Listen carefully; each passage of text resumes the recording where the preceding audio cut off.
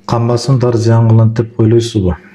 Бирок бул эми көбүнө көз караштар болот да. Азыркы заманда 5-6 түрдүк кан басымдар бар.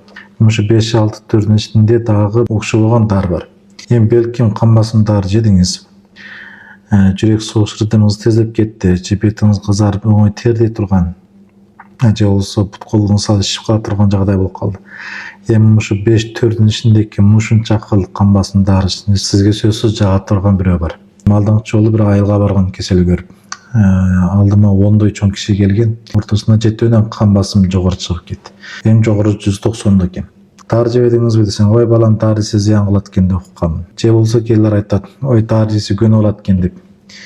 Бул такыр ката көз карашта. Эми азыркы замандагы кан басым дарысы бөйрөктү коргойт, мээни коргойт, жүрөктүн чоң кичигин да коргой турган уралдары бар. Эми азыраак бир зыянын көрүнүп калганда жаман экен десеңер болбойт. Анткени кан басым өзү кан басым дарыдан жаман.